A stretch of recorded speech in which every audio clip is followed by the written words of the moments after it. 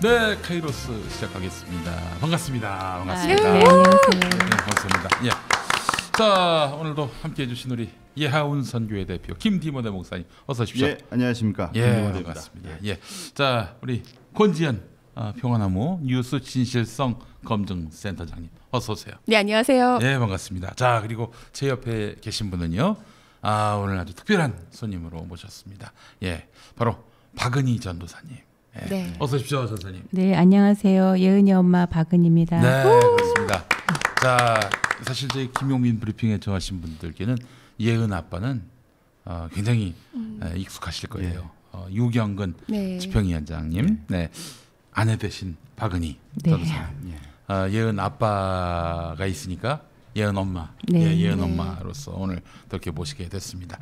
전사님 처음 뵙습니다. 저는 네. 저도 말씀은 늘 뵀었는데. 저도 처음 뵙습니다. 예. 화면으로만 뵀다가 뵈니까. 그래요? 네. 제가 화면으로 봤다면 별로 반가운 일로 만나셨을 것 같진 않고, 예, 제가 TV에는 잘 보질 않아요. 예, 주로 이제 나오는 거는 보면 저 무슨 뭐 막말, 정치인 막말하면 자료화면으로 등장을 해서 한동안 제가 저 자료화면도 출연료로 받으려고 했어요. 실속도 없이 그냥 자꾸만 나오니까 말이죠. 예.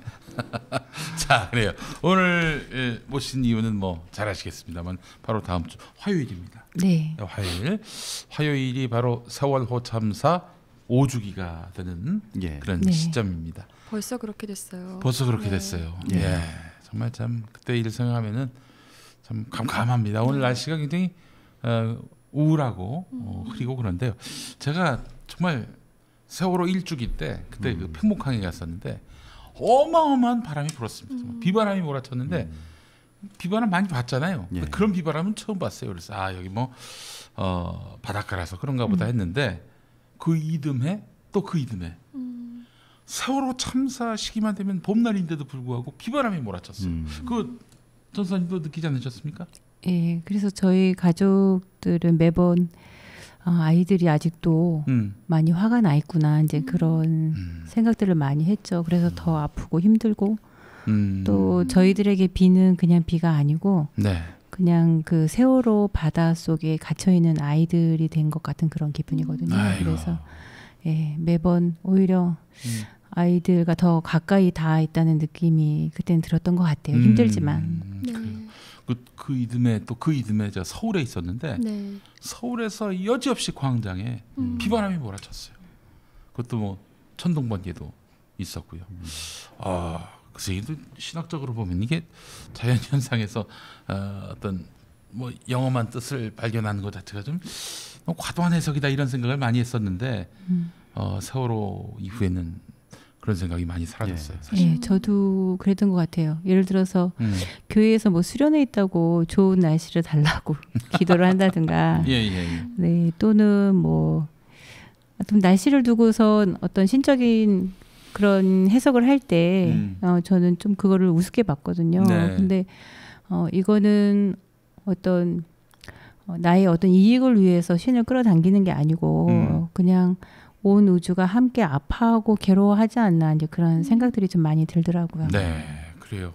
정말 참 세월호 참사 5주기. 사실 세월호를 기점으로 해가지고 그 전과 그 이후가 너무너무 맞습니다. 다릅니다. 세월호가 사실은 정말 우리 사회 다 깨져버린 그런 공동체성 그걸 여실히 보여줬고요. 예, 그렇게 해서 참 많은 분들이 아파했고 또 공감을 갖게 됐습니다. 우리 김디모데 목사님은 세월호 참사 당시 어떠셨어요? 저는 처음 그 소식을 들었을 때 그 언론 TV를 딱 보자마자 전원구조라는 것부터 봤어요. 네. 그래서 다행이다. 저 부모님들 얼마나 놀라셨을까 그런 생각이 들었거든요. 근데 바로 전원구조가 오보고 이게 아직 아이들이 구조되지 못했다는 소식을 듣고 역시 그 박근혜 정권 때 이게 심각하구나 이 언론 문제가 이제 그런 걸 느꼈었고 세월호 참사 때 제가 그 당시에 이제 사망자 명단이 나오고 이제 분향소가 설치가 되면서 제 아들이 그때 그 아이들 사진을 보면서 네. 제 아들이 그때 몇 살? 5년 전이니까 예. 4살 때였죠. 4살 때. 4살인가 5살 때. 그때 저한테 그랬어요. 아빠 저거 뭐야? 그러니까 누나들하고 형아들 저 사진을 왜 걸어놨어? 예. 이렇게 딱 물어보는데 네. 와 이걸 어떻게 설명해야 될지 어디서부터 어떻게 이 아이가 이제 제 아들이 어리니까요. 예. 그러면서 이제 제 아들의 모습과 그리고 이제 제 아들이 크면은 이제 고등학생이 됐을 거잖아요. 네. 그러니까 이게 오버랩이 되면서 예. 이게 총체적으로 네. 그 부모님들과 유족들의 마음은 어떠셨을까? 네. 그리고 이제 또 제 아들뿐만이 아니라 이제 다음 세대에 또 이러한 비극과 참사가 되풀이되지 않으려면 우리가 지금 있는 자리에서 어떻게 해야 될까? 예. 그러면서 또 동시에 그 당시에 한국 교회가 말도 안 되는 발언들과 그리고 잘못된 그 신앙으로 인해서 유족들한테 많은 아픔을 안겨줬거든요. 정말 말도 못하죠. 네. 개인적으로 저는 그 사람의 진짜 신앙과 신앙관이 어떤지 네. 세월호를 물어보면 그 사람의 진짜 신앙이 드러나는 것 같고요. 그리고 세월호 사건을 통해서 한국 교회의 잘못된 신앙관의 민낯이 드러난 사건이 아닌가. 맞습니다. 그때 완전히 확 다 드러났죠. 예. 민낯이요. 예, 그렇게 저는 좀 그때 지냈었습니다. 우리 권지현 센터장님은 그때 뭐 하셨어요? 저는 그날 정말 오랜만에 제가 쉬는 날이었어요. 어디에 일했었어요? 그러니까 그때 사실 제가 프리랜서로 좀 여기저기 뭐 KBS며 YTN이며 좀 많이 하고 있을 때였고, 근데 정말 너무너무 듣고 싶은 강의가 있어서 제가 이제 쉬고 있을 때였고, 근데 이제 문자가 카톡이 온 거예요. 이제 팽목항에 가야겠다고. 근데 딱 보니까 전원 구조가 떠서 아니 뭐 전원 구조가 떴는데 또 이렇게 오랜만에 쉬는 나를 왜 거기까지 부르나 가라고 하나 그러면서 제가 안 가겠다고 했어요. 그래놓고 그 다음에 얼마나 너무 죄송해서 그래서 더 울었었고 저는 지금도 너무 기억나는 게 제가 그때 페이스북에 그 말을 썼었어요. 그러니까 교회 가기가 무섭다. 그러니까 너무 예상이 되는 거예요. 아예 교회가 다 침묵하거나 아니면 너무 이상한 발언들을 할 것 같아서 너무 겁이 나는 거예요. 그래서 그때 교회 가기가 되게 무서워서 사실 그 주에 제가 교회를 안 갔었어요. 네. 그래요. 저는 어떠셨을지 모르겠지만은 저는 방송사에서 전원구조라고 했을 때 애초부터 안 믿었어요. 요거 구조할 능력이 없는 집단인데 그리고 구조라고 뻥을 칠 집단인데 이런 생각이 아주 무슨 깊은 고려도 필요 없어요. 그 자막만 보고 나는 그렇게 가늠을 했어. 근데 설마 했어 진짜 그런 설마가 사람 잡는 정도였어요. 맞아요. 설마가 거의 다 이제 사실로 드러나서 저희도 경악했죠. 아니 우리 전사님께서는 정말 너무 참 어처구니 없는 오보라는 것이 드러났을 때 받으셨을 충격이 얼마나 컸을까. 그것도 마음에 뭐라고 해야 됩니까? 이 정말 상상하기도 싫은, 다시 보기하기도 싫은 그런 일들. 죄송하지만 좀 한번 여쭤보겠습니다. 그때 사실 그 당시에 유가족들은 분노라는 감정을 아직 느끼기 직전이었던 것 같아요. 뭔가 뭐지라는 생각들이 뭐지? 뭐지? 그래서 그 상황을 도저히 현실로 받아들일 수가 없었어요. 그러니까 저희 남편하고 시동생들이 먼저 팽목으로 달려가고 저는 이제 예은이한테 쌍둥이 언니가 있거든요. 그리고 밑에 또 동생 둘이 있고 그래서 이제 남편이 아이들을 좀 책임지고 있어라 그렇게 얘기를 해서 집에 있다가 그 단원고를 갔죠. 근데 너무 우왕좌왕한 거예요. 그리고 교무실에 이렇게 사람들이 잘 못 들어오게 막았어요. 네네. 그리고 이제 그 와중에 또 이제 들어가서 이제 소리 지르는 부모도 있고 하는데 이제 전체적으로 가족들이 뭔가 이상하다라는 생각은 다 했어요. 일 진행된 방식이 뭔가 이렇게 쉬쉬하고 정확한 정보를 주지 않은 거에 대해서 의문이 있었고 여러분도 다 보셨겠지만 그 생존자 명단이 계속해서 바뀌었잖아요. 바뀌었죠. 인원수도 바뀌고 그런 과정에서 뭐가 제대로 이게 진행되고 있지 않다는 거를 가족들이 느꼈어요. 그래서 전원구조라는 거 솔직히 뭐 만세를 부르고 막 환호성을 치긴 했지만 그러면서도 안 믿겨졌어요. 안 믿겨졌어요. 그리고 이제 그때는 뭐 섬으로 아이들이 이송이 되어 있어서 거기 있을 수도 있다 그런 얘기들이 있었거든요. 예. 그래서 가족들이 그 섬으로 갔든지 다른 곳으로 이송이 되었던 아이들이 다시 오기를 그 체육관에 가서 기다렸어요. 근데 제가 이제 기다리는 게 너무 답답해가지고 그 뭐 해군에도 전화를 하고 그다음에 해경쪽에도 전화를 하고 뭐 진도 군청에도 전화를 하고 있는 대로 다 전화를 하다가 전화를 하면 자기네 담당이 아니라고 계속 이야기를 하더라고요. 그래서 제대로 대답을 들을 수 있는 창구가 없는 거예요. 그래서 이제 제가 이제 교회에서 몸을 담고 있으니까 이제 검색을 해봤어요. 그 지역에 있는 교회를 검색을 했는데, 예, 마침 그 서거차동가 그쪽에 있는 교회에 주소하고 연락처가 나온 게 있더라고요. 네. 그래서 제가 전화를 했어요. 네. 했는데 그분이 그러시더라고요. 저희 아이도 어느 섬으로 간 것 같으세요? 제가 이제 목포로 다 갔나요? 그랬더니 그분이 자기 교인들하고 이제 구조 작업 때문에 교인들이 이제 많이 나갔고 이제 그분들한테 소식을 들었어요. 어머니 그러더라고요. 그래서 그럼 그 아이들은 다 어디를 싣고 가셨대요? 했더니 다 배 안에 있어요. 그러더라고요. 야, 그게 몇 시쯤 상황이었습니까? 그때 이제 애 아빠가 그 진도 체육관에 도착을 해서 아이들이 이제 버스 타고 오는 걸 이제 버스 타고 온 아이들을 체육관에 이렇게 내려줬을 때 그 아이들 중에서 예은이를 아는 친구들이 있나 막 찾고 있는 때였거든요. 명단 붙어 있는 거 확인하고. 그래서 그때까지만 해도 가족들은 어디 목포나 다른 섬에 있다고 생각을 했거든요. 그래서 남편한테 얘기했죠. 그럼 먼저 하셨던 거예요? 안산에 계시면서? 네, 거기 교회 목사님 얘기하셨어. 그래서 얘 아빠도 동시에 거기서 애들이 너무 없어 그러더라고요. 300명 가까운 애들이 갔는데 체육관에 와보니까 애들이 너무 조금 있어서 얘 아빠도 놀랐고 얘 아빠는 그것 때문에 놀랐고 저는 그 목사님하고 통화하고 나서 그 이야기를 듣고 놀랐죠. 그때가 이제 이미 다 가라앉아서 선미 부분만 조금 보일 때였거든요. 선미만 보일 때. 예, 근데 거기에 이제 아이들이 있다니까 너무 놀랐죠. 그러면 그때까지 정부는 사실대로 알려주지 않고 이렇게 개별적으로 저 실종자 가족들이 전화할 때까지 그 부분에 대해서 저희도 이제 궁금한 거죠.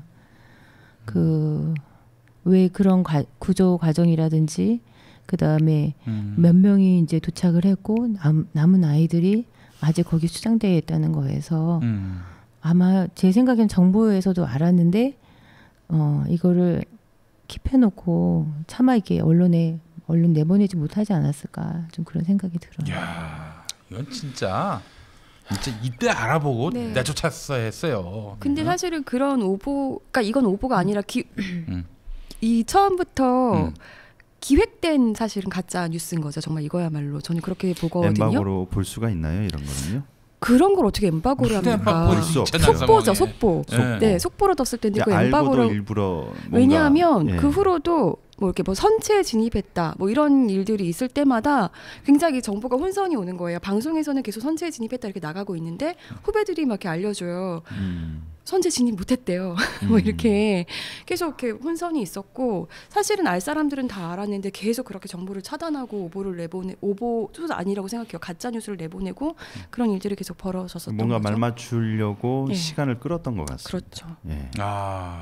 그때 목포 MBC는 이미 알고 있었고요. 그래서 서울 MBC가 자꾸 뭐 전원 구조 이런 얘기 나왔을 때 아니다고 이렇게 막 보도부장이 막 다그치고 막 그렇게 못 믿겠으면 우리의 그 휴민트 그 취재원들 알려줄 테니까 전화해보고 확인한 다음 방송하라고 했는데도 그냥 뭐 씹어버렸어요. 씹어버린 그 사람이 며칠 뒤에 잠수하신 분 한 분이 돌아가시니까 유족들이 너무 그 사람을 그냥 바닷속에 떠민 거 아니냐 이런 식으로 덮어씌우길래요. 야 정말. 그러니까 저희가 그 초기에 부모들이 배를 타고 갈 때 같이 타고 간 기자도 있었어요. 근데 그분이 제가 책임지고 이렇게 구조하지 않는 상황에 대해서 언론에 보도를 해겠노라고 그런 이야기를 했었거든요. 근데 그 다음 날부터 안 보였죠, 그분이. 결국은. 그리고 나서 오랜 시간이 흐른 뒤에 이제 이야기를 하더라고요. 윗선에서 그거를 잘랐기 때문에 더 이상 방송에 그걸 내보낼 수가 없었다고 미안하다고 가족들이 와서 이제 사과를 하셨어요. 아니 그때 그 첫날 네. 그날 밤에 그 유경건 위원장께서 그러니까 예은 아빠께서 배 타고 그 현장까지 가셨는데 접근 못하게 이것들이 삥삥 돌면서 가라고 뭐 그런 식으로 했다는 거예요. 그 유경건 위원장님 어떻게 처음 알게 됐냐면은 이틀 뒤인가 하루 뒤인가 제 국민 TV하고 인터뷰하셨어요. 네네. 그리고 나서 예은이가 올라오지 않았습니까? 네. 예. 너무 참. 아니 근데 그 지금 돌이켜 보면은 그 최근에 그 CCTV 있지 않습니까? 네네네. 가짜 CCTV를 갖고 진짜 CCTV냐? 네. 이 유가족 실종자 그리고 국민을 다 속였어요. 당시 정부가. 그러니까 처음에 발견될 때도 좀 의아하긴 했어요. 왜냐하면 저희가 처음부터 CCTV가 너무 궁금했거든요. 네, 왜냐하면 그렇죠. 그게 이제 그렇죠. 예, 그리고 이제 뭔가 그 당시에 계속해서 선원들이 이상한 행동을 하지 않았을까에 대한 그런 의문들이 있었기 때문에 그걸 밝히기 위해서라도 CCTV 기록 장치가 필요하다고 얘기를 했고 네. 또 이제 생존자들의 증언에 의하면 구조되기 직전까지 거의 직전까지 이제 CCTV가 기록 장치하고 연결된 그 화면이 있거든요. 그러면 그 수십 대의 기록 화면들이 한 화면에 다 떠 있어요. 그래서 그거를 우리가 자료만 얻으면 어느 구역에서 무엇을 잘못했고 또 어느 시간대에 어떤 이상 징후가 나타났는지 그런 게 이제 너무 궁금했거든요. 그렇죠. 네. 그래서 이제 그거를 얻으려고 이렇게 애를 썼는데 어느 날 갑자기 그 자루에 싸서 버려져 있는 것을 우연하게 저희 가족들로 하여금 발견하게 한 거죠. 그러니까는 근데 이제 이번에 특조위에서 조사를 통해서 이제 밝혀진 거는 그 당시에 이거를 이제 그 CCTV 기록 장치를 꺼내는 그 장면에 나온 기록 장치하고 저희가 발견해서 가져온 기록 장치하고 이제 차이점이 있는 게 발견이 돼서 혹시 우리가 이제 CCTV를 계속 요구하니까 다른 거를 가져오는 척 하면서 진짜는 이미 그 사이에 이제 필요한 부분을 지우고 자루에 넣어서 갖다 놓은 게 아닐까.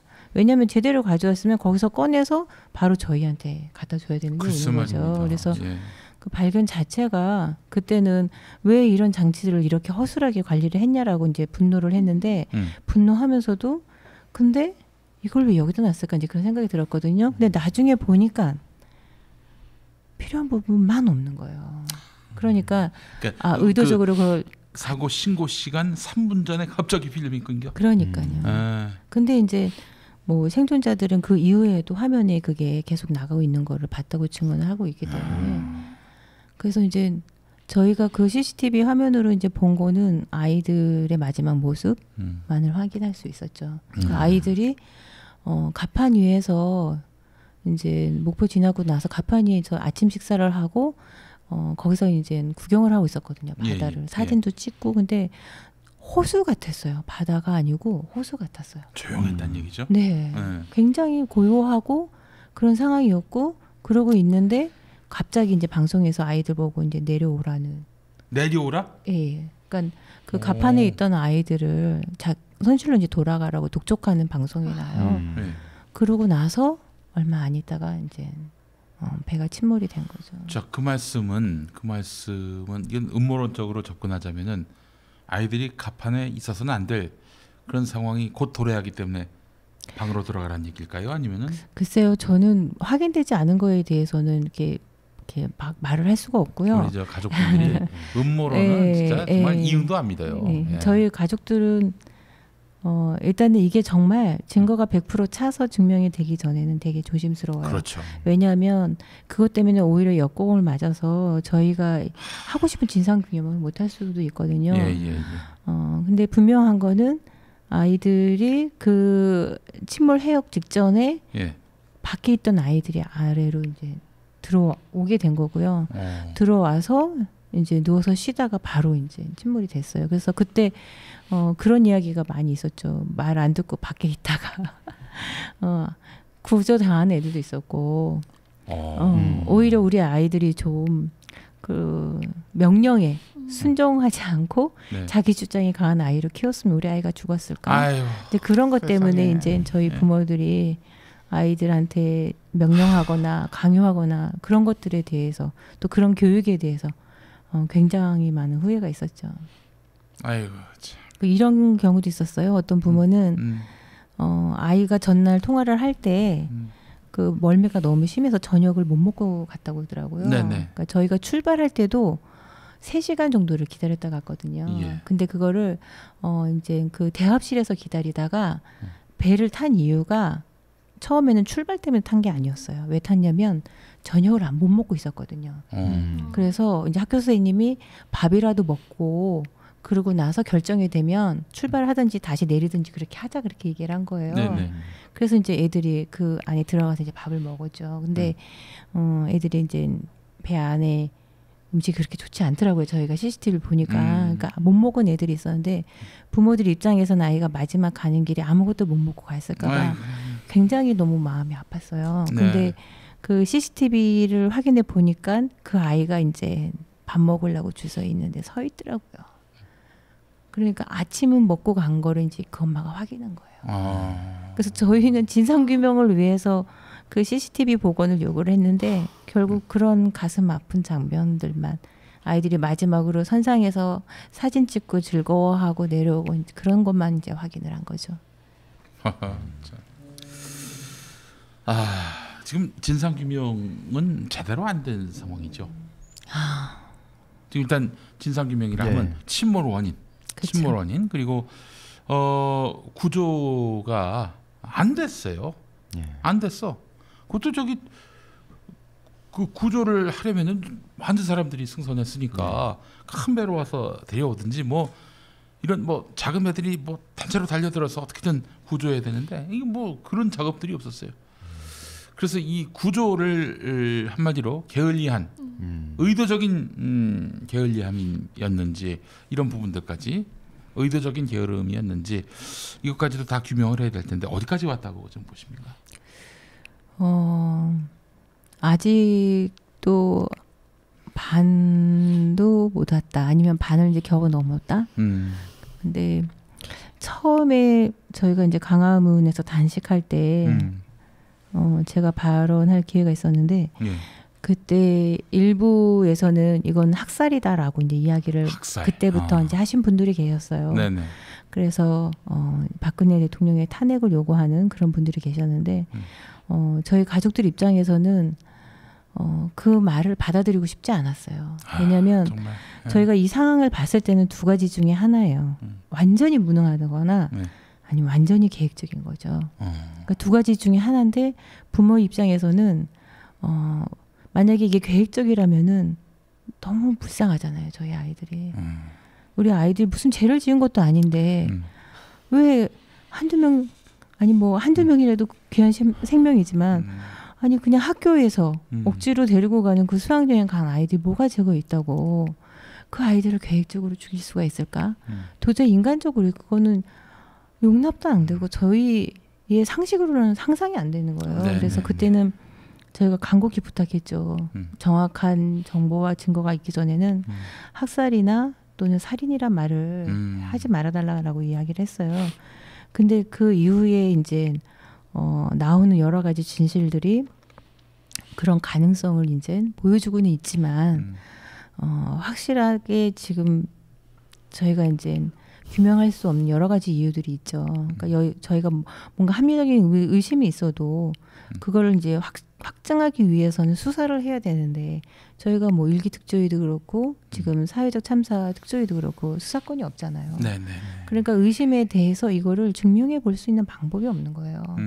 그래서 저희가 이번에 뭐 특별수사단 설치나 또 이제 봉인된 그 청와대를 비롯한 그런 공무원들에 대한 해제를 요구하는 거죠. 봉인해버렸어. 네. 누가? 황교안이.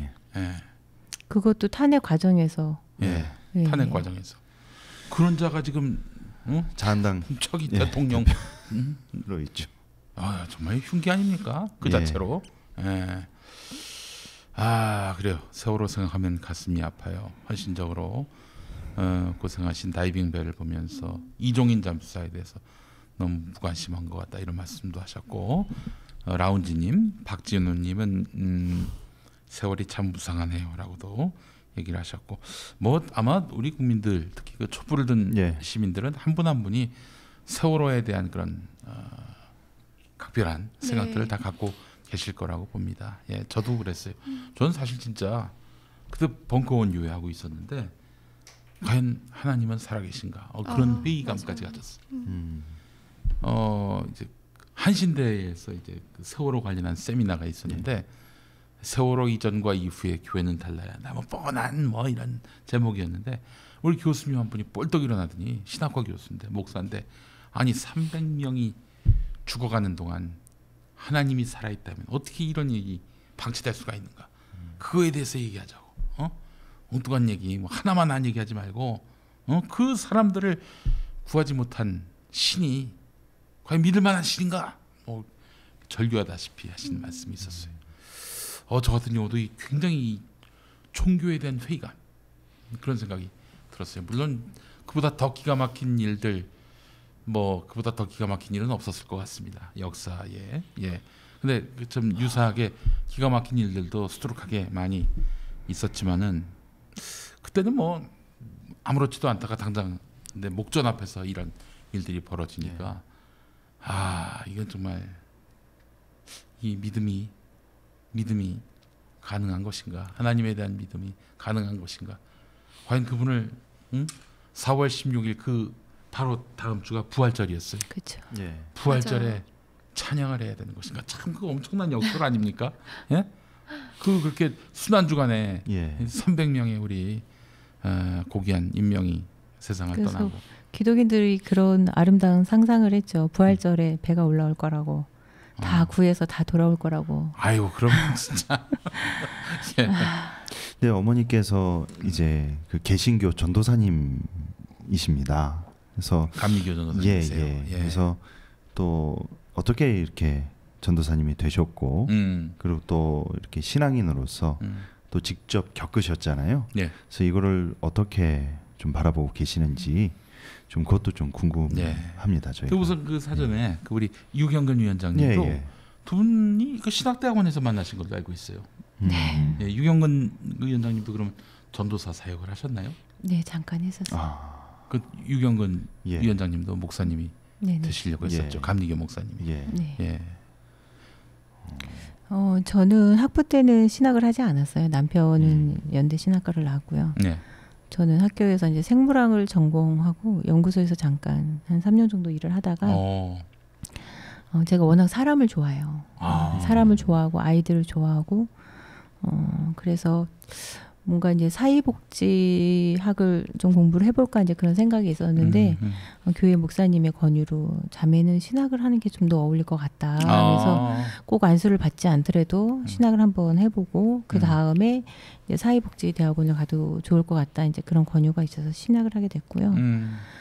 신학교에 가기는 잘한 것 같아요. 왜냐하면 제가 알고 있던 어떤 그리고 어떤 교회, 뭐 종교관 이런 것들이 좀 확장되고 넓어지는 그런 시간들이었고. 근데 감신대가 꽤 진보적인 신학을 희봉하는 학교로 알고 있는데. 지금은 아니지만. 그 당시도 약간 한 중간 정도. 그렇습니까? 들어보면 좀 다양하죠. 다양합니다. 근데 뭐 한신대도 그런 것 같아요. 한신대도 가서 보니까 굉장히 다양한 분들이 계시더라고요. 그래서 한신대에서 제가 이제 체프를 연거퍼서 그때 한 3번인가를 설교를 한 적이 있었거든요. 오산 가셨구나. 네네네. 했는데 그 체프를 끝나고 나서 한 여학생이 쫓아왔어요. 그래서 꼭 저하고 차 한 잔 마셨으면 좋겠다. 질문하고 싶은 게 있어요. 그렇게 얘기를 하더라고요. 그래서 좀 부담스러운데 제가 낯가림이 있어가지고 가고 싶지만 그래도 이제 그 마음이 예뻐서 앉았는데 질문이 그거였어요. 어떻게 이런 일을 겪고도 신을 믿을 수 있죠? 야, 이 당돌한 그게 어떻게 가능하죠? 전 그게 너무 궁금하다고. 저라면 그게 불가능할 것 같은데 어떻게 아직도 여전히 전도사로 있냐고 이제 막 그런 이야기를 하더라고요. 그러니까 만약에 제가 참사 초기 2014년도에 그런 질문을 받았다면 저는 답을 못하고 그냥 왔을 것 같아요. 왜냐하면 그때는 진짜 전투적으로 하나님과 싸우는 중이었거든요. 아, 싸우셨어요? 그럼요. 어떻게 싸우셨어요? 지금도 여전히 하나님하고 씨름 중인데요. 네. 진짜 저희가 이제 성경책을 보면 전능한 하나님에 대한 이야기들이 너무 많이 있잖아요. 분명히 성경책에 있는 거고 전능하사로 시작하는 그리고 이제 있고.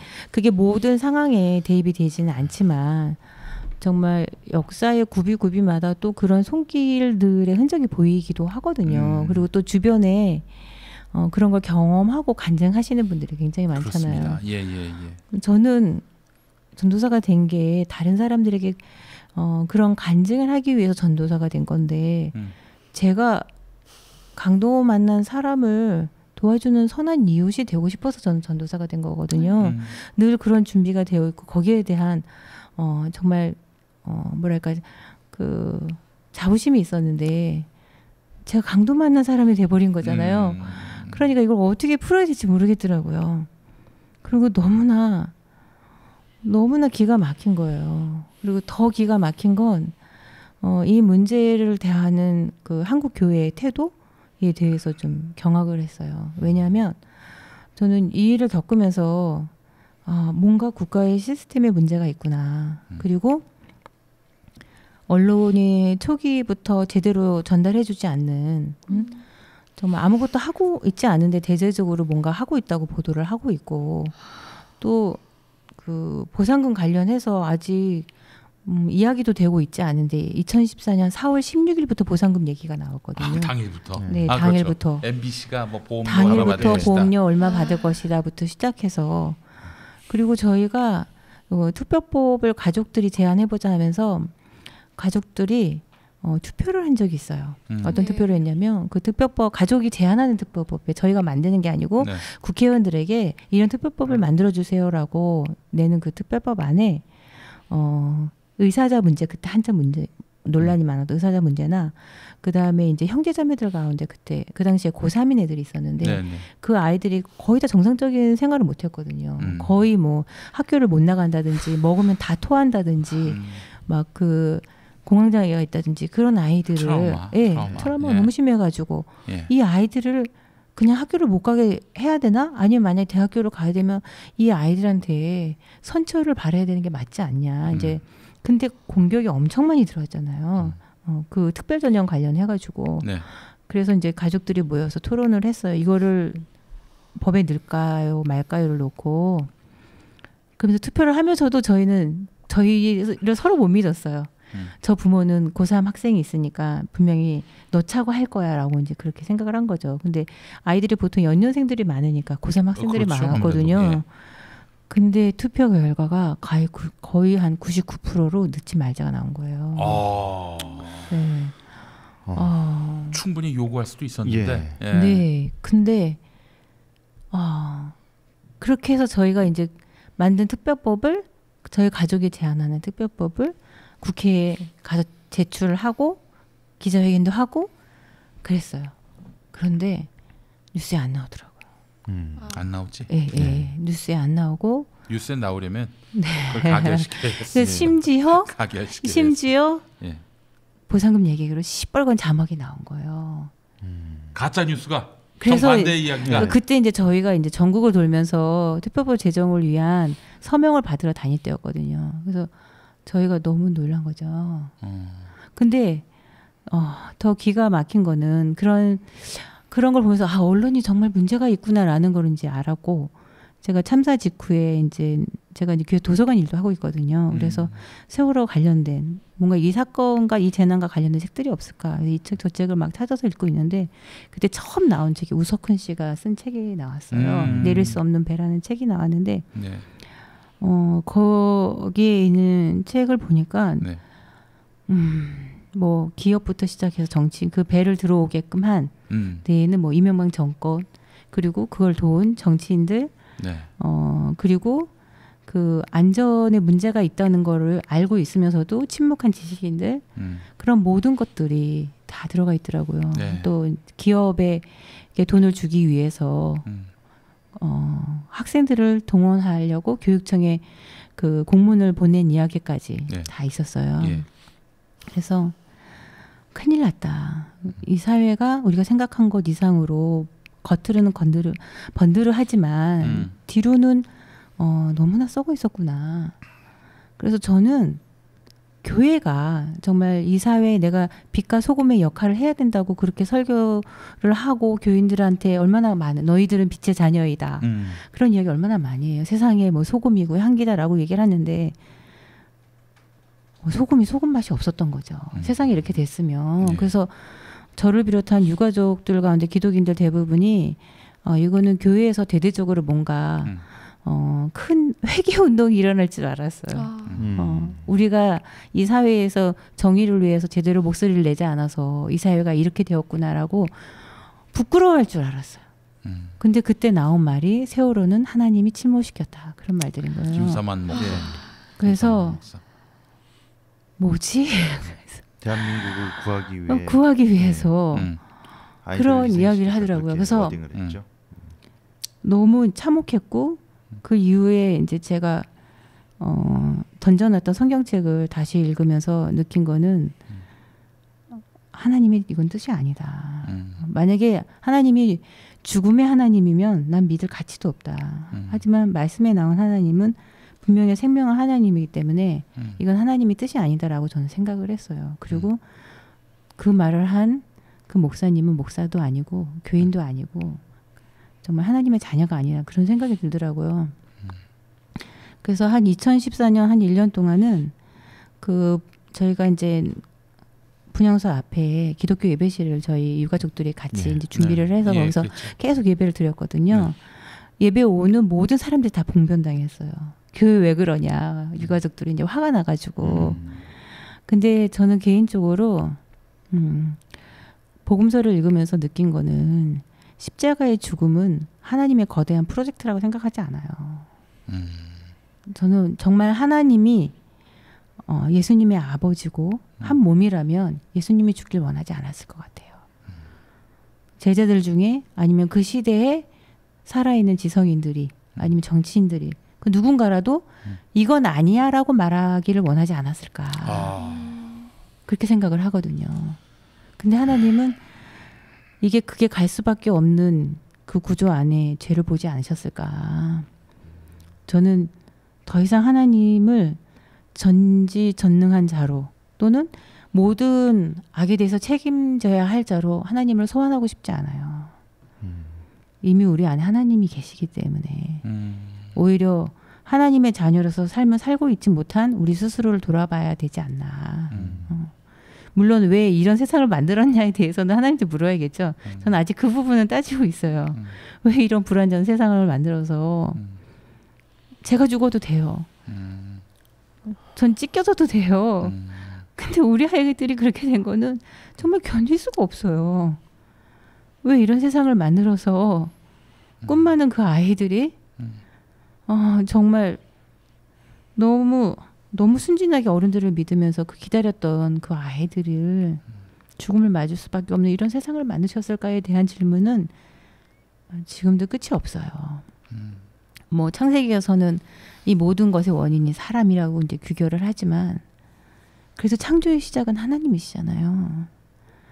그 질문은 아직도 그냥 끊임없이 물고 늘어지고 있어요. 하지만 이 세월호 문제에 대해서 그 어느 목사처럼 가볍게 이건 하나님의 탓이야라고 비겁하게 자기 책임을 회피하고 싶진 않아요. 참사의 원인의 어느 한 부분은 저한테도 책임이 있다고 저는 생각하거든요.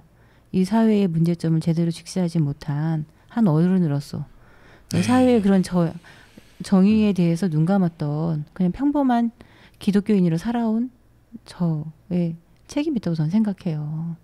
그러니까 부끄러워하지 않는 교회들의 모습에 저들은 도대체 누굴까 그런 생각이 들더라고요.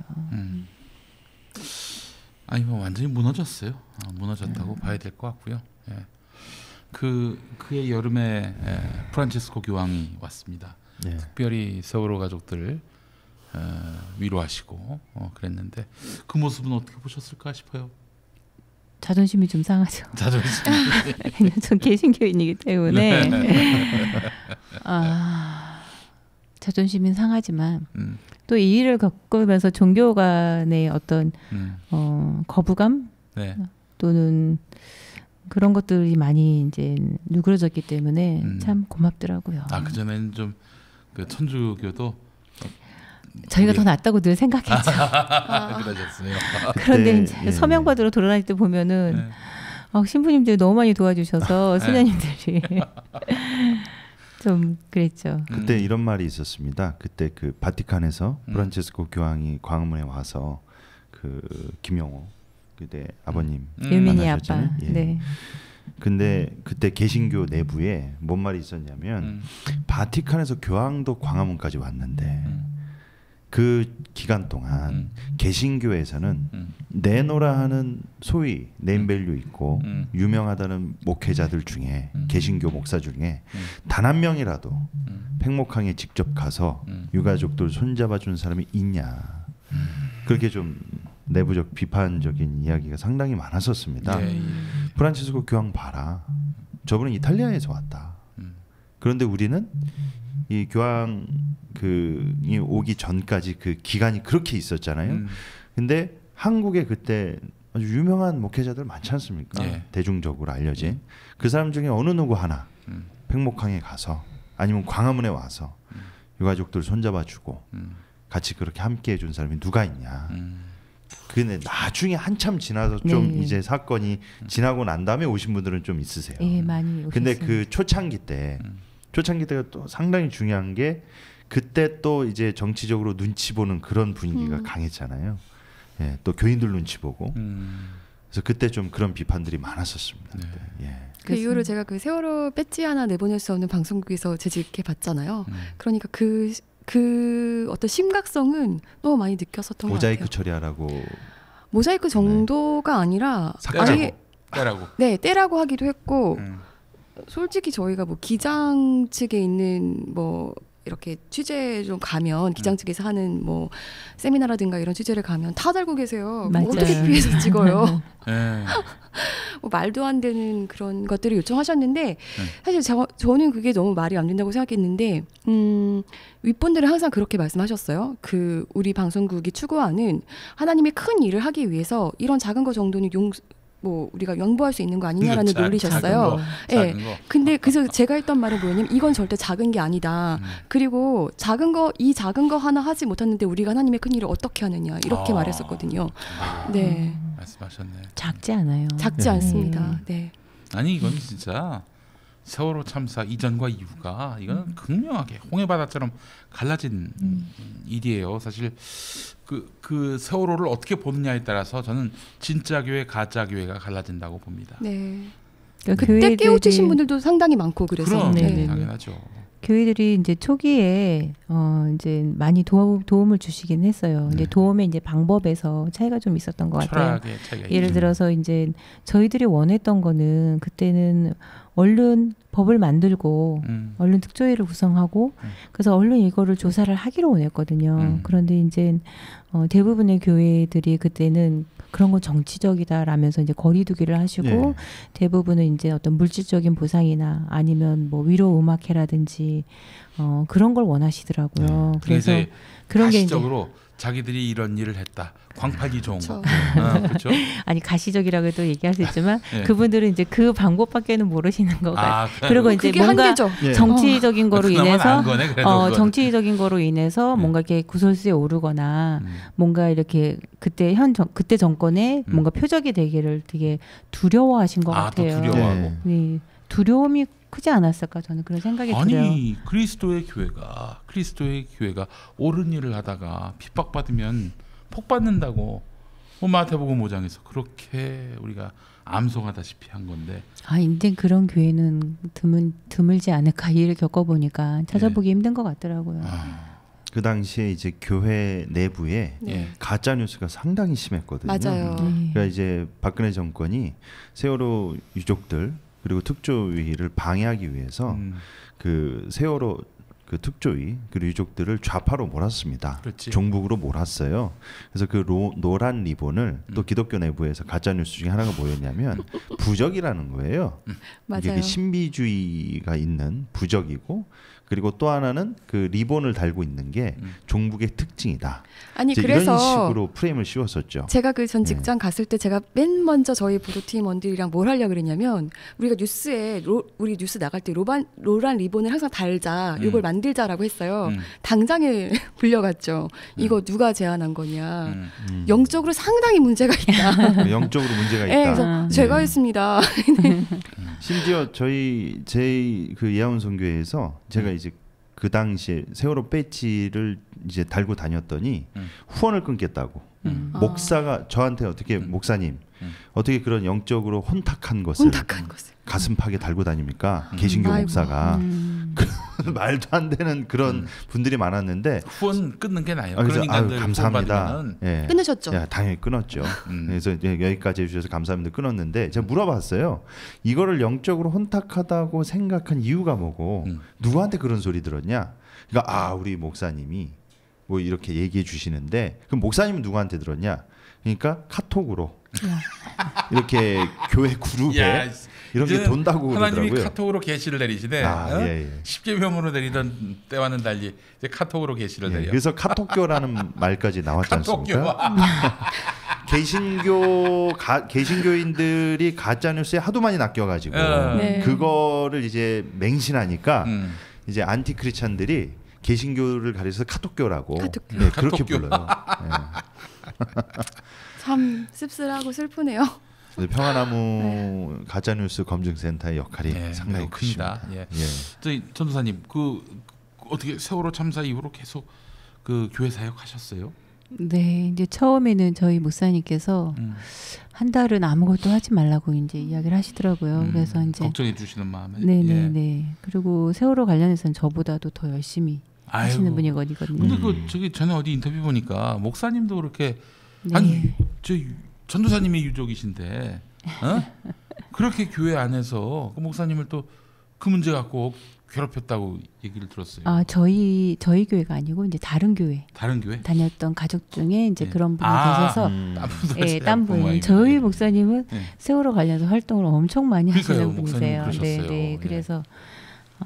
그래서 이제 한 달 동안은 이제 아무것도 하지 말라고 해서 제가 이제 맡고 있던 아동부 일이라든지 뭐 도서관 일을 이제 잠깐 쉬었고요. 그 이후에는 이제 고민이 되더라고요. 그래서 어떻게 해야 되나. 근데 일단은 목사님이 이렇게 열심히 하시는데 제가 안 하면 목사님도 활동할 수가 없잖아요. 근데 저희 목사님이 이제 알고 계시는 목사님이나 아니면 교단 내에서 이런 목소리를 계속 내주셔야 되는 거잖아요. 그래서 제가 뒤에서 좀 서포트를 해드려야 되겠다 이제 그런 생각이 있어서 사실 찬송을 할 수가 없었거든요. 2014년도에는 찬송하는 게 제일 힘들었어요. 왜냐하면 뭐 평화를 빚는 거, 지켜준다는 거 그런 내용들이 되게 많고 바다 이야기도 엄청 많이 나와요. 뭐 바다를 갈라주셨다, 바다 위로 걸으셨다, 폭풍을 잠잠케 하셨다. 그러니까 바다라는 단어만 봐도 여기가 막 벌렁벌렁 거려가지고 부를 수가 없겠더라고요. 그래서 하지만 목사님께서 더 큰 일들을 더 많이 할 수 있도록 일종의 저희 교회가 좀 전진기지가 될 수 있도록 그래서 그냥 버텨야겠다 이제 그런 생각이 들었고 또 목사님한테 이제 감사한 마음도 있고요. 그리고 두 번째 이제 참사가 4월 16일 날 일어난 거잖아요. 근데 제가 4월 7일 날 그 지역의 작은 도서관 협의회 회장으로 취임을 했거든요. 그게 4월 7일이었어요. 딱 일주일 전에 일주일 전이네. 그것도 단원고 바로 앞에 있는 도서관에서 취임식을 했거든요. 그래서 제가 저 뒤에 보이는 저 벚꽃이 이쁜 저 학교가 저희 딸이 다니고 있는 단원고입니다. 이게 취임사에서 이제 그런 이야기를 했던 기억이 있는데 그리고 그 다음 주에 그 일이 퍼진 거예요. 그래서 이 도서관 일도 어떻게 내려놔야 될까 이제 그런 생각이 들었지만 도서관이라는 거는 마을의 조직이잖아요. 그리고 또 저희 안산에 있는 도서관들은 또 다른 지역하고 또 같이 협회를 조직해서 서로 계속 만나거든요. 그래서 그 통로를 통해서라도 그때는 언론이 제대로 안 알려줄 때여서 알려야겠다 이제 그런 생각을 해서 계속 일을 했죠. 그래서 이제 목사님 소개로 열심히 이제 교회마다 다니면서 현 상황에 대해서 이제 알리고 또 도서관별로 돌고 또 다른 지역 도서관 모임에도 제가 이제 적극적으로 가서 알리고 이제 그런 일을 했죠. 아이고 참. 그리고 다시 강단에 서신 건 한 달 후셨어요? 예, 한 달 후부터 섰고요. 네. 설교가 힘들긴 했지만 네. 그래도 제대로 된 설교를 해야 된다는 생각이 들더라고요. 그래서 아이들에게 설교할 때도 예전처럼 다 지켜주신다 이런 설교는 이제 못해요. 너희가 예수가 돼야 된다. 너희가 하나님의 자녀가 돼서 너희가 예수가 돼서 다른 사람들을 구하고 그리고 너희는 또 예수가 된 다른 사람을 통해서 구함을 받고 네. 그런 세상이 바로 하나님 나라다. 그런 이야기는 할 수 있지만 그냥 가만히 앉아서 전지전능 하나님의 구원만을 기다리라고는 이제는 그런 설교는 할 수가 없겠더라고요. 네. 아이고, 우리 유경근 위원장님. 네. 정말 뭐랄까요. 가끔씩 페이스북에서 격정적인 글을 올리시긴 하지만 만나뵐 때마다 굉장히 이성적인 분이에요. 네. 가장 침착하고 하지만 그 이 마음속에 있는 그 어떤 분노, 예. 문제 인식 이거는 뭐 확실하게 살아계신데 전에 그 저희 벙커원교에서 2016년이었을 거예요. 그때 또 4.16을 맞아가지고 설교를 부탁드렸어요. 그때 박 전도사님 한번 오실 수 있냐고 했더니 너무 바쁘시다고 또 네. 세월호 때는 또 다니시는 곳이 또 많으시고 또 네. 섬기시는 교회도 있고 그러니까 그래서 오셔서 설교를 부탁드렸어요. 그 전에 그 말씀을 저한테 하셨던 것 같아요. 나는 신앙이 없다. 지금 신앙이 없다. 지금은 어떠세요? 애 아빠요? 아니면 저요? 애 아빠요? 예. 저하고 비슷한 생각인 것 같아요. 전에는 도대체 하나님은 무엇을 하셨는가라는 질문을 했다면 지금은 왜 우리는 아무것도 하지 않았는가에 대한 질문을 하는 것 같아요. 그리고 왜 아무것도 하지 않게 교회는 또 학교는 사회는 우리를 이렇게 수동적으로 만들었을까. 그래서 생각하지 않는 그리스도인이 네. 그리스도인들이 얼마나 이 사회를 숨막히게 만드는지에 대한 그런 분노가 더 큰 것 같아요. 가족 일 자꾸 여쭤봐서 죄송한데 우리 예은 씨의 언니는 어떻게 뭐 좀 마음에 좀 안정을 찾았는지. 안정을 찾을 수가 없죠. 예. 하은이는 이름이 하은인데 하은이는 얘기 안 해요. 예은이에 대해서. 혹시 하은은 하나님의 네. 은혜, 예은은 네. 예수님의 은혜. 셋째는 아시겠죠? 셋째는 뭘까요? 성은. 성은이에요. 그럼 넷째는 누굴까요? 넷째는 모르겠습니다. 넷째는 이건 정말 어려운 겁니다. 나은이? 네? 아니요. 네. 지은이에요. 지은인데 복지자를 썼는데 복지자 안에 그칠지자가 들어가 있거든요. 네네. 이제 끝. 네, 그래서 막내이고 그리고 이제 혹시라도 제가 이제 딸만 넷을 낳기 때문에 예. 안 좋은 이야기를 들을까봐 내리 이렇게 딸만 낳은 것에 대해서 아들 낳으려고 했는데 널 낳았다 이제 그런 이야기 들을까봐 너는 우리 집의 복이고 어느 곳에서나 이제 복이 되라 이제 그런 의미에서. 아유 뭐 요즘 뭐 그런 사람도 있나요? 뭐 아들이 없다 뭐. 나이 드신 분들은 그럴 수 있죠. 아무튼 그러세요. 아무튼 하은이는 집에서 얘기를 잘 안 해요. 그런 이야기를 또 예은이 이야기도 안 하고. 그러니까 아직 이거를 그냥 제가 개인적으로 생각하기에는 이걸 입 밖에 내기조차 힘든 상황이 아닌가. 이제 뭐 상담을 전공하신 분들은 그래도 얘기하게 해야 한다 그러는데 좀 기다리고 있고요. 그리고 이제 얼마 전에 영화도 이제 생일 영화가 저기 네. 그 댓글 게시판에 좀 올라오고 있습니다. 보신 분들 많이 생일이란 영화가 이제 개봉이 되었는데 네. 그 생일을 보면서도 이제 힘든 게 그 희생 학생 중에서 쌍둥이 예은이 혼자거든요. 그러니까 이 세월호 참사로 같은 동년배의 쌍둥이를 잃은 아이도 하은이 혼자겠죠. 그러니까 얘는 얘뿐만 아니라 저희 가족들은 해마다 이제 생일이 다가오면 그게 이제 고민인 거예요. 이 날을 우리는 예은이를 생각하면서 슬퍼하는 하루를 보내야 될지 그렇다고 해서 이 세상에 태어난 걸 축하받아야 될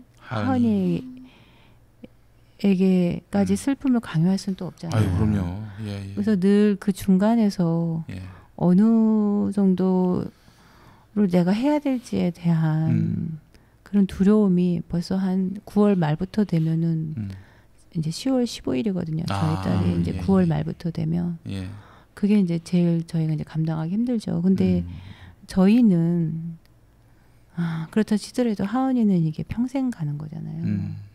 매번 자기 생일 때마다 자기 옆에 있던 아이의 부재를 그거를 느껴야 되기 때문에 부모들 입장에서 너무 미안하죠. 온전히 기뻐해야 할 그날을 너무나 큰 슬픔과 같이 늘 그거를 병행해서 맞아야 한다는 게 지금 이제 대학교 다니다가 그냥 그만뒀어요. 그래서 이제 취직을 좀 해보겠다고 하는데 뭐 옛날 같았으면 난리 났죠. 절대로 그렇게 안 놔두죠 제가. 근데 이제 본인이 좋아하는 일을 하고 싶다고 얘기를 해서 음식 만드는 걸 그런 걸 제가 제빵 이런 쪽으로 뭐 학교에서도 그걸 했었고 또 따로 더 배우기도 했어서 그런 쪽으로 이제 일을 알아보고 있어요. 아 그러시구나. 실은 지난주에 그 생명안전 시민넷이라고 거기서 이제 시사회를 주최해서 생일 영화를 그 세월호 참사 유족분들, 단원고 부모님들 그리고 이제 삼성 반도체 반올림, 대구 지하철 참사 저희가 이제 제가 함께하고 있는 스텔라 데이지오 실종자 가족분들이 다 같이 모이셨어요. 그래서 같이 영화를 봤습니다. 근데 제 옆에 류경근 위원장님이 앉으셨고 그러시구나. 제 왼쪽에는 그 스텔라 데이지오 허영주 대표님이 앉으셨어요. 근데 이제 영화 내용 자체가 이제 세월호 참사 유족들의 일상 그 뒤에 그 아이 생일이 다가왔을 때 이야기들을 보는데 위원장님께서 진짜 내내 그냥 계속 그냥 수돗물 들어놓은 것처럼 흐느끼시더라고요. 양쪽 분들이 다. 그래서 이런 외상후 스트레스성 장애급의 충격을 받으신 분들을 정말 하루하루 일상 자체가 그리고 매년 돌아오는 그런 주기와 생일들이 너무나 고통스러우시겠구나 싶은 마음이 들었거든요. 정말 초인의 힘이세요. 지금 이거는 그 시절을 다시 돌이켜서 이야기한다는 거는 그건 감당할 수가 없는 일이거든요. 그래서 그때 그 대구 지하철 참사 그 유가족 분께서 이제 말씀해 주시는데 그 생일 영화 장면에 이런 장면이 나오더라고요. 그걸 웃음으로 승화시키는 분들이 계시고 그리고 또 아직도 슬픔에 잠겨 있는 분들도 계시고 서로 이게 또 코드가 안 맞는 분들도 계시고 맞아요. 다양하시잖아요. 맞아요. 근데 그 모든 방법들 자체가 각자가 추모하고 이겨내는 방법이다. 그걸 서로 존중해주고 함께 위로해주고 응원하는 게 좋겠다. 그렇게 말씀을 해주시더라고요. 그게 정혜심 박사님이 내린 결론인 것 같아요. 처음에는 좀 약간 치료 관점에서 저희들을 응대를 하셨거든요. 근데 거기에서 이게 아니구나라고 이제 본인이 깨달으셨다고 하더라고요. 그래서 저희 가족들도 극명하게 좀 갈린 게 초기에 이건 어떻게 하든지 빨리 진상 규명을 해야 돼 해서 현장으로 달려가는 가족들이 있었고 그 다음에 난 지금 내 슬픔이 너무 커서 아무것도 하기 싫어 하고 이제 정혜신 박사님 운영하는 이웃에서 쉬시는 분들이 계셨고요. 그리고 그 전도연이 연기했던 아예 그냥 집에서 은둔형으로 나오지 않는 분들 그렇게 한 이렇게 세 부류 정도 이렇게 갈라졌던 것 같아요. 그래서 그 안에 좀 약간 갈등이 있긴 있었어요. 왜냐하면 이제 나가는 사람들 입장에서는 한 명이라도 더 나와서 같이 함께 해줬으면 하는 그런 마음이 있었죠. 그리고 이제 안 나가시는 분들은 어떨 때는 그 못 나가는 거에 대한 미안함이 있다가 어떤 때는 그 이제 미안함이 너무 커지면 본인을 또 보호해야 되잖아요. 그렇지. 그러니까 뭐 자기가 좋아서 다니는 거고 우리는 이것만으로도 이렇게 나와 있는 것만으로도 다행이야 이렇게 생각을 하고 서로 이제 약간씩 차이가 있었는데 지금 5주기가 되어가면서 이번에 저희가 이제 가족협의회가 총회를 했었거든요. 2월달에. 그래서 임원진이 바뀌었어요. 예. 이제 집행위원장이라고 부르시면 안 되고 전 집행위원장 이렇게 부르셔야 되고 바뀌었습니다. 예, 장훈 위원장이 이제 이번에 새롭게 되고 임원진 바뀌었거든요. 장훈. 장훈. 진상규명 분과장이 이제 장훈 그 운영위원장이 되셨거든요. 근데 이제 그 총회 때 제일 많이 나왔어요 이번에. 이전 총회보다도 훨씬 더 많은 가족들이 나왔어요. 운둔하셨던 분도 이제 나오시고. 그러니까 활동 좀 안 하던 분, 아니면 이웃이나 이런 데서 계시던 분, 뭐 그런 분들 중에 나온 분들이 많더라고요. 그리고 저희도 이제 그분들에 대해서 그래도 숨지 않고 이제까지 버텨줘서 고마워 그런 마음들이 좀 생기더라고요. 그래서 각자의 슬픔을 풀어가는 방식이 좀 다르구나. 그래도 물론 가끔 서운하긴 하지만 그래도 버텨주셔서 그것만으로도 감사하더라고요. 그 박근혜 정권이 그 가장 잘 쓰는 방법이 그 내부에 교란 세력 집어넣어가지고 편가르기, 또 틈 벌리기 이런 거 많이 하거든요. 삼성도 잘 썼던 방법이고. 어떻게 뭐 세월호 가족분들은 지금 이렇게 잘 단결된 것 같습니다. 지금까지 보면은. 뭐 잘 단결, 뭐 다른 데에 비해서는 잘 단결이 되긴 했지만 그래도 이제 약간의 이제 분열은 있긴 하죠. 왜냐하면 초기에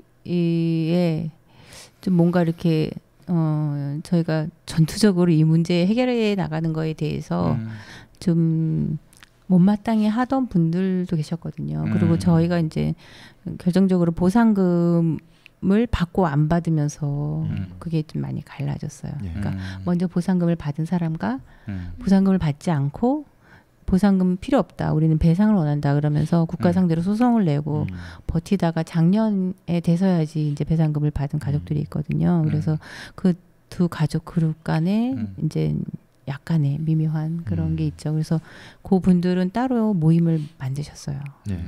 그래서 뭔가 이렇게 정부에 대해서 싸우거나 정치적인 발언을 하거나 그런 거에 대해서 그냥 추모를 하는 수준에서 좀 멈추기를 원하시는 그런 분들, 뭐 그렇게 얘기하면 또 서운하실 수도 있지만 아무튼 싸우는 방법에 좀 차이가 있어서 그렇게 나뉜 부분은 조금 있어요. 지금 또 이 청와대 청원을 또 하고 계시는 걸로 들었습니다. 근데 제가 이 세월호 참사도 그렇고 개인적으로 이제 스텔라 데이지오 대치기에도 이제 몸담고 있으면서 현장 체감하면서 느끼는 게요.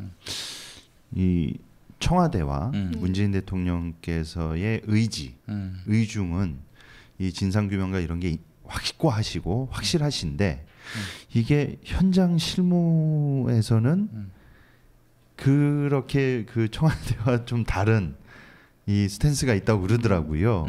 왜냐하면 실무 공무원들, 해수부에 있는 실무 공무원들은 이명박 박근혜 정권 때부터 있어왔던 사람들인데 이 사람들은 투표로 바뀌는 사람들이 아니잖아요.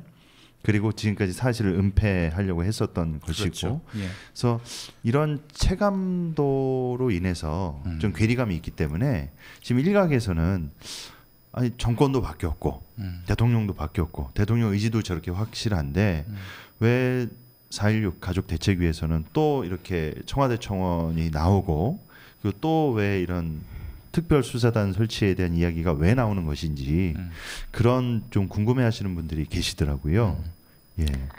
그러니까 저희가 듣기 가장 힘든 말 중에 하나가 아직도라는 말이에요. 아직도. 아직도. 큰 것도 없는데. 아직도. 근데 저희들도 진짜 아직도인 거죠. 아직도 이게 안 됐냐 어떻게. 이제 근데 그분들 입장에서는 아직도 이러고 있냐 이제 그런 거죠. 그래서 5년이나 이러고 있는 것에 대해서 공격하는 사람들은 참 이제 정권까지 바꿔놓고 잘한다. 그것도 뭐 성에 안 차냐 이제 이런 식으로 보시는 분들이 계시는데 저희도 참 정권이 바뀐 이 상황에도 청원까지 올려야 된다는 것이 참 기가 막혀요, 저희도. 근데 아까도 얘기하셨지만 그 대통령만 바뀌었을 뿐이지 공무원들을 바꾼 건 아니잖아요, 저희들이. 그대로예요. 그대로예요. 네, 그래서 그래도 이제 어느 정도 위에 수장이 바뀌었기 때문에 협조하는 것이 예전보다는 나아졌다고는 하지만 결국 스스로를 조사 당해야 되는 입장에서는 몸을 사릴 수밖에 없는 것 같고요. 그래서 계속 저희가 이제 강조하는 것은 특별수사단이 있어야 된다. 그리고 이제 감사원에서 같이 정말 여기 어떤 방해를 하고 있는 사람들이라든지 제대로 조사에 임하지 않는 사람들이라든지 그런 부분에 대해서 함께 가주지 않으면 이거는 그냥 문서 앞에다 놓고 그거 분석 자료 내는 것 말고는 특조위가 할 수 있는 게 없거든요. 수사권, 기소권이 있는. 그러니까 예를 들어서 아까 그 CCTV 기록 장치에 대해서 이게 바뀌었을 것 같은 의심의 정황이 있는 거잖아요. 사진이 다르고 그리고 생존자의 증언과 그 녹화 기록 장치에 나와 있는 영상이나 음성이 다르니까. 그거는 뭐 끊어졌다는 그 시간 이후에도 CCTV가 가동됐다는 가동된 걸 본 사람들이 있으니까. 그래서 그런 부분에 대해서는 증언이 이제 필요하거든요. 거기에 참여했던 사람이거나 아니면은 저희가 보지 못한 자료 부분들을 저기 요구해서 받아가지고 보게끔 이렇게 해줘야 되는데 이제 그러기 위해서는 수사도 해야 되고 수사에서 의심 있는 사람은 그 재판장에 불러낼 수 있는 기소권까지 있어야 되기 때문에 그래서 특별수사단이 필요한 거죠. 그래서 이거는 이제 대통령이 움직이기 위해서는 사실 저희가 5년 동안 터득한 거는 정치인들하고 그 다음에 정부 관계자들은 물론 자기 욕심대로 가죠. 근데 자기 욕심대로 가는데 브레이크를 걸어줄 수 있는 유일한 게 있어요. 그게 여론이에요. 여론이에요. 그래서 이걸 요구하는 게 유가족만의 요구는 아니다라는 거를 왜냐면 그 여론이 결국 표거든요. 그래서 표를 떠나서는 절대로 움직이지 않더라고요. 그게 뭐 청와대도 그렇고 뭐 더불어민주당도 그렇고 여론이 박근혜를 탄핵시킨 거예요. 그래서 저희가 이제 다시 한번 더 그 힘으로 사실 이 세월호 참사의 아픔은 저희 가족만 겪는 거라고 생각 안 하거든요. 저희가 이제 5년 동안 정말 2014년도에는 한 주에 제가 간담회를 한 10건씩 다닐 때도 있었거든요. 그 정도로 모든 가족이 언론을 대신해서 전국을 다 돌면서 다양한 사람들을 만났어요. 기존에 이런 활동을 했던 사람들, 전혀 이런 거 관심도 없던 사람들, 뭐 교회, 절 아니면 청소년, 뭐 어르신들, 뭐 젊은 할 거에 많은 사람들을 만나봤는데 그 사람들이 공통적으로 다 이 문제가 분명하지 않은 거에 대한 괴로움들이 있더라고요. 그리고 그 현장을 본 거에 대한 괴로움이 다 있어요. 근데 그분들이 지금은 일상 속에서 이걸 잊는 것 같지만 치유된 건 아니거든요. 그렇습니다. 그런데 이런 치유가 있기 위해서는 진상규명이 돼야지만 저희뿐만 아니라 모든 국민의 건강을 위해서라도 꼭 필요한 것 같아요. 진상규명이 되려면 어쨌든 이것을 은폐하고 그리고 그걸 덮으려고 했던 그 적폐 세력들이 정확하게 그 범죄 행위들이 드러나고 처단이 돼야 되겠죠. 그러니까 일단은 이전에서는 대부분의 기독인들이 그런 것 같아요. 좋은 게 좋은 거지. 그래서 뭔가 문제 제기를 하는 거에 대해서 성경에도 순종에 관한 이야기가 엄청 많이 나오잖아요. 그래서 문제 제기를 하면은 좌파, 문제 제기하면은 빨갱이. 그래서 이거를 좋게 그렇게 이제 해결하기를 원했던 것 같아요. 근데 저희가 이번 참사를 겪으면서 이전의 모든 참사도 그렇게 하다가 여기까지 왔구나라는 걸 알게 됐어요. 다른 나라도 그래요. 9.11 테러 같은 경우도 그 유족분들이 정말 열심히 진상규명을 위해서 싸워서 그나마 많이 갔어요. 그래서 저희는 일단 저희가 사는 동안은 끝까지 가야 된다. 그래서 다시는 이런 일이 없게 잘못한 사람들은 벌을 받고 또 돈으로 이거를 보상해야 될 사람들은 보상하고 그래서 다시는 그 벌이 무서워서 그 변상이 무서워서라도 못하게 만드는 게 정말 온전한 정신을 가지고 살아가는 그런 국가가 아닌가 그런 생각이 들어요. 예. 제가 왜 적폐 말씀을 드렸냐면요. 이 세월호 사건도 그렇고 스텔라 데이조 사건도 그렇고 어느 정도 이 현장에서 진실에 다가가면 이 패턴이 똑같더라고요. 맞아요. 뭐가 똑같냐면 이 세월호도 그렇고 스텔라 데이조도 그렇고 안전을 노후 선박이고 개조 선박이지 않습니까? 불법 개조. 이거 안전을 체크해주는 안전성 검사를 해주는 게 한국 성급이거든요. 근데 한국 성급에 있는 그 고위 관료들, 그러니까 관료가 아니라 고위 그 직원들, 정부가 아웃소싱해서 맡긴 그 안전성 임원들, 그리고 선사, 배 소유주 이 사람들이 해양수산대학교 동기 동창들이 너무 많아요. 그리고 해수부 출신도 많고, 해수부에서 퇴직하고 가면 일하는 데가 한국 성급이라는 얘기가 있고요. 그리고 심지어 이 스텔라 데이조 같은 경우는 선사 회장이 그 한국 성급의 사회이사입니다. 아 그래요? 그러니까 당연히 안전성이라고는 이게 확인이 안 되죠. 그리고 이 세월호 관련해서 한국 성급에서 안전성이 이상 없다고 통과해 주는 사람들이 처벌 받았나요? 제가 알기로는 그 처벌 안 된 걸로 알고 있습니다. 그러니까 이 오래 전부터 이 몇십 년 동안 자기네들끼리 이 싸운 이 커넥션과 카르텔이 어마어마하기 때문에 이 단순히 진상 규명은 적폐청산하고 같이 쌍도마차로 같이 가야 된다. 그렇습니다. 그렇기 때문에 이 적폐청산을 할 수 있는 아까 표라고 그러셨잖아요.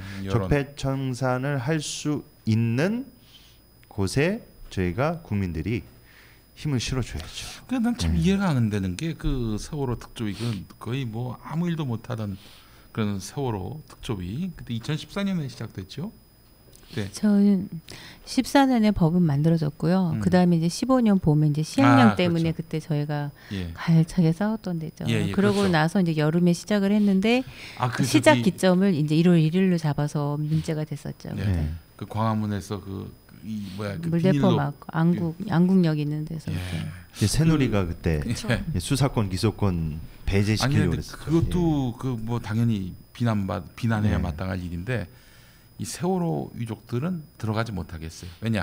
당사자라고. 근데 거기 들어간 건 해수부 공무원들이 또 들어가요. 해수부 공무원들은 이거 구조를 제대로 안 한 그 책임이 있는 그 인간들도 당사자 아닙니까? 제적 사유가 있는 사람들 아니에요? 어찌 보면은 처벌당할 수도 있는 사람들인데 그런 사람들은 또 들어가고 유족들은 배제했어요. 우리 말이 안 되는 거예요. 실제로 그당 제가 특조위에 계신 조사관님 중에 몇 분하고 좀 친분이 있거든요. 그래서 그분들한테 좀 상황이 어땠냐고 말씀을 여쭸더니 고충 중에 하나가 이 내부 이중 간첩이 있답니다. 그렇지. 그래가지고 그 인간들 때문에 너무 고생했다. 그래서 자기네들끼리 필터해가지고 또 잡아낸 적도 있다고 그러시더라고요. 그렇게 덫을 놓고. 그쪽이 다 그 당시에 그 지금의 자한당 쪽 뿌락지들이죠. 그러니까 진짜 박근혜 때 됐던 국회의원들 2016년에 그자들 중에도 세월호 망언 일삼는 이런 인간들이 있었는데 뭐 약간 내년 총선 때 세월호의 진실을 감추려고 하는 세력들이 이제 국회에서는 사라져야 돼요. 되게 중요한 것 같아요. 그리고 저희가 정치를 혐오만 할 것이 아니라 이제 일상으로 그거를 끌어당겨서 일상 생활에서도 좀 정치에 참여하는 방법들을 좀 연습을 하고 그리고 끊임없이 그들이 국민의 눈치를 보게 하는 것이 지혜로운 국민이 아닐까. 국민의 수준만큼 국회의원도 그렇죠? 선출이 된다고 하더라고요. 그 수준에 맞는 국회의원을 얻게 돼 있어요. 우리가 이제 국회의원들 욕을 하면서 동시에 내가 그만큼의 정말 좋은 국회의원을 둘 만큼의 그런 국민인가를 좀 돌아볼 필요도 있지 않나 그런 생각도 들고요. 아까 잠깐 얘기하셨지만 왜 그런 패선을 들였는지 그때 연루된 국회의원들, 로비를 한 선사들 또 그거를 용인한 그 일을 적극적으로 밀어붙인 이명박. 그때 완전히 그 선사들 밀어주기 대운하부터 시작해가지고 뭐 아라라 백길도 그렇고 그때 초기에 그 아라라 백길 저도 배를 타봤거든요. 근데 와 너무 허접하더라고요 배가. 그래서 깜짝 놀랐어요. 그래서 저는 그래서 예언이 보고 절대로 배는 안 된다고 그렇게 얘기를 했었거든요. 그래서 근데 또 그런 배를 타라고 권유한 교육청 간부들은 누군지 또 그걸 받아들이고 또 학교에서 설명회까지 하는 과정에서 또 누가 개입했는지 그런 것도 밝혀지지 않았고요. 그리고 저희가 잘 알고 있듯이 처음부터 그 선원들을 집중적으로 구조했던 그런 부분들, 또 조사 과정에서 수상한 것들, 또 교감 선생님이 뭐 그때는 막 스스로 목숨을 끄는데 막 그때는 막 그런 악성 댓글 부모들 때문에 그랬다고 막 그런 얘기했지만 그 뒤에 그 드러나지 못한 진실들도 다 밝혀져야 되지 않나 그런 생각이 듭니다. 자, 저희가 이번 주 일요일 예배 종려주일 아니겠습니까? 또 순환 주간을 시작하는 때인데 이 그날 바다를 만든 김지영 감독 초대해서 벙커원 교회에서 설교 시간에 토크형 그런 토크쇼 같은 그런 또 설교 시간을 준비했습니다. 그래서 세월호 참사의 그런 5주기 된 시점에서 우리가 공교롭게도 또 같은 주간이에요. 또 지난 2014년처럼 세월호 이야기를 한번 다뤄보도록 하겠습니다. 자, 우리 박은희 전도사님 이제 오늘 나와주셨고요. 이제 마무리할 시간이 됐는데 우리 애청해 주시는 분들 또 그리고 한국 교회에 하시고 싶은 말씀이 있다면 어떤 말씀해 주시겠습니까? 진실 규명을 위한 시간이 그렇게 많이 남지 않았습니다. 저희가 이제 공소시효라는 게 있어서요. 그렇죠. 이제 2년밖에 남질 않았어요. 그래서 이번에 특조위가 제대로 결과를 내기 위해서 수사단 설치가 아주 중요합니다. 그리고 황교안이 묶어놓은 그러한 진실들 열람해서 볼 수 있도록 여러분들이 국민 서명에 꼭 참여해 주시고요. 그리고 행동하지 않는 신앙인은 그 강도 만난 이웃을 보고 그냥 지나간 제사장이나 레위인과 다를 바 없다는 생각이 들거든요. 맞습니다. 정말 피해자가 무엇을 필요로 하는지 관심을 갖고 그들과 함께하는 것이 진정한 그리스도인의 길이 아닌가 그런 생각이 듭니다. 예, 알겠습니다. 자, 오늘 박은희 전도사님과 함께한 시간이었습니다. 네. 권지현 센터장님. 네. 세월호에서 우리가 또 어떤 교훈을 얻어야 할지 생각해 보신 게 있다면. 네, 저는 일단은 감사하다는 말씀부터 좀 드리고 싶은 게 이런 일이 일어나지 않았으면 너무 좋겠지만 이런 일이 일어났을 때 사실 이렇게 피해를 입으신 분들이 가장 그 분야에도 전문가가 되시고 그럼요. 끝까지 이렇게 그 일들을 투쟁을 해 나가시잖아요. 여러 가지 뭐 가짜 뉴스도 돌고 이분들을 음해하려는 말들도 돌죠. 갈라치기 하려는 말들도 그리고 있고. 경제적인 어떤 그런 것들을 들이대면서 왜 이렇게까지 해야 되느냐, 나라가 이렇게 힘든데 뭐 이런 얘기들도 하고 그럼에도 불구하고 굽히지 않아 주시는 게 되게 감사하고요. 저는 이 세월호 사건을 통해서 사실 악의 평범성이라고 하잖아요. 그것도 되게 많이 생각을 했던 것 같거든요. 그러니까 그 일에 정말 그 카르텔 속에서 정말 적극적으로 악에 가담하신 분들이 계시고 사실은 아무런 생각 없이 그러니까 위에서 떨어지는 명령이니까 나의 일이라고 생각해서 정말 착한 마음으로 순종하는 마음으로 그걸 아무 생각 없이 하시는 분들이 계시는 거예요. 근데 저는 정말 이 생각하지 않는 순종이 얼마나 그릇될 수 있고 무서울 수 있는지를 생각하게 되는 것 같고 내가 받는 명령이 이게 정말 어떤 누구로부터 받는 명령인지 적어도 기독교인이라면 생각을 해야 되는 것 같아요. 네, 이게 목사의 명령이지만 이게 정말 하나님의 명령인지 하나님이 원하시는 것인지를 생각해야겠다. 이런 교훈을 얻었고 저도 스스로 그런 생각을 많이 하고 싶습니다. 네. 김디모데 목사님. 저는 그냥 같은 이제 개신교 목회자로서 큰 위로와 응원 그리고 이제 제가 있는 자리에서 세월호 참사 유족분들과 그리고 끝까지 진상규명이 밝혀질 때까지 이렇게 함께하도록 그렇게 위로와 응원의 말씀을 드리고 싶습니다. 네. 감사합니다.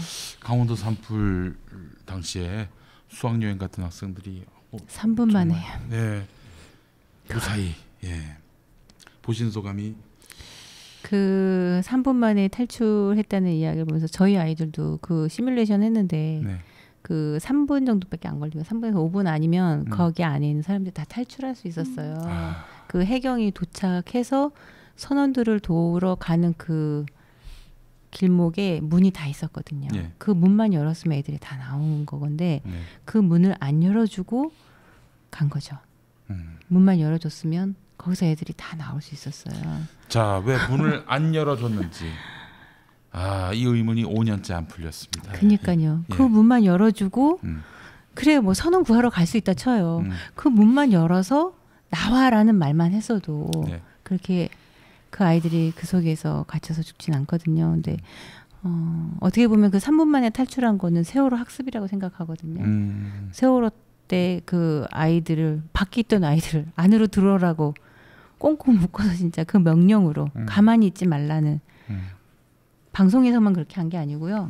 같이 탔던 일반인들도 그렇게 소리를 질렀어요. 옆에서 가만히 있으라고. 얼마나 날카롭게 소리를 지르는지 전 그 목소리에 아직도 잊을 수가 없어요. 그래서 아이들이 그렇지 않아도 겁먹은 아이들이 방송에서도 가만히 있으라고 그러죠. 옆에 있는 어른들도 가만히 있으라고 그러죠. 1시간을 굴고 있었던 거예요. 그 어른들을 믿고. 그런데 그렇게 간 거죠. 그래서 그거 보니까 다행이다 싶으면서도 3분 만에 탈출한 게 저희 아들 생각하면 더 답답하더라고요. 예. 자, 진실이 규명되는 순간, 그러니까 왜 문을 닫았는지, 열어주지 않았는지, 가만히 있으라고 했는지 이 의문의 답이 풀리지 않을 때까지 세월호 참사는 진행 중입니다. 여러분 잊지 마시고요. 귀 기울여 주시고 관심 가져주시기 바라겠습니다. 박은희 전도사님 오늘 귀한 시간 내주셔서 감사합니다. 네, 감사합니다. 감사합니다. 이번 주 카이로스 마무리하겠습니다. 여러분 감사합니다.